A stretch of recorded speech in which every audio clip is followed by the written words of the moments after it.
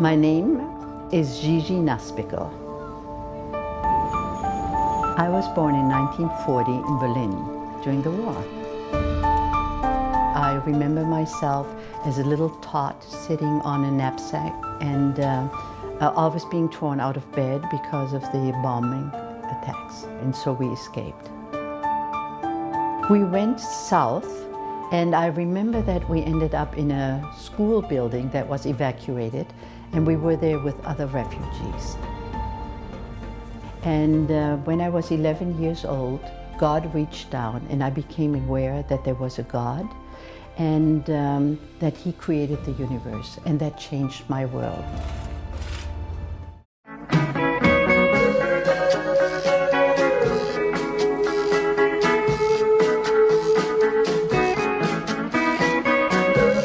My name is Charlotte. My name is Woody Stemple.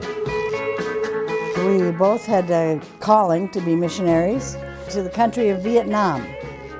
The year was 1964, and very few people had heard of Vietnam, even the Indo-Chinese Peninsula.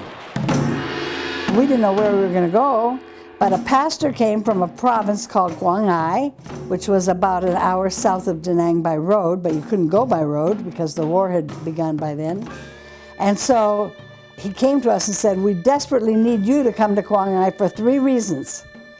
And the first reason was, the war is worse there than anywhere else, and people are dying, and they need to know the good news about heaven.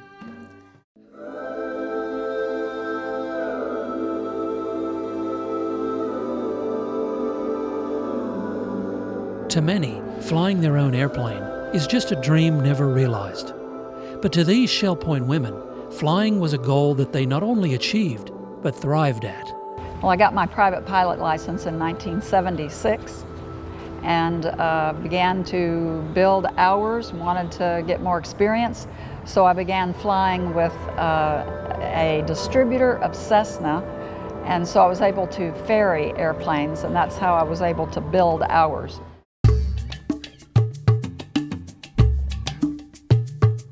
My name is Dorothy Erickson, and I spent 11 years in Central Africa as a missionary.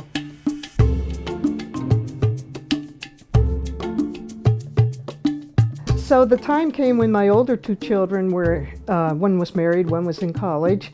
I thought, well, maybe I could do some missionary work, and that started the process of what I thought was going to be 1 year and ended up being 12 years.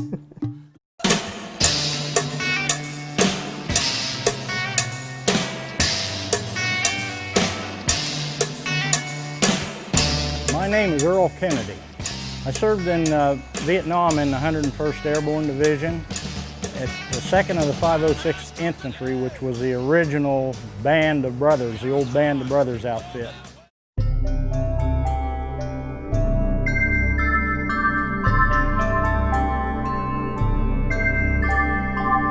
My name is Janice Quinlan. I've spent the last 33 years in Thailand.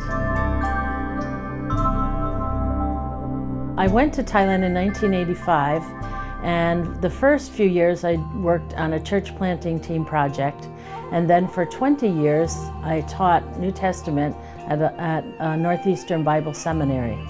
And then in 2012 I became the country director for the Christian Missionary Alliance in Thailand. Next mission, I flew with my crew, and we went on a mission into Germany that time. Targets was bridges, factories. We stayed away from cities. A bomb run of 70, 80 miles long. And when you're in that course, the flak is heavy, but you gotta just take it and go. So, some planes don't make it, others do. One time it was shot up, we counted 50 holes and give up. We didn't count anymore. But we lost engines and stuff like that. And we come back with 3 engines.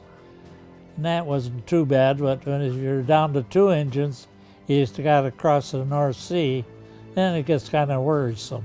There are 10 crews that went over together in convoy, and I think only 4 crews came back.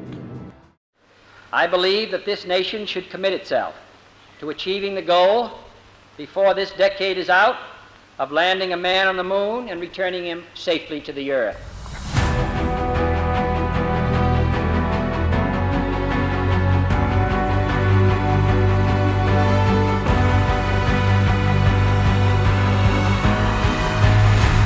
My name is Herb Wilcox. I was working for the Westinghouse Electric Company on a project provided by NASA. The project was to produce a television camera that would broadcast to the world the first steps of Neil Armstrong onto the moon. I'm going to step off the limb. That's one small step for man, one giant leap for mankind. These are still owned by the government. One of them is still sitting up on the moon, which makes me feel excited. 99, proceeded, 3, 2, 1, ignition. Right away, Houston. Vector good. If they went to the moon now and it took a typical cell phone that any of us carry in our pocket, it would have done a much better job. So that device is scientifically more perfected than we had, and we worked on it for 3 or 4 years.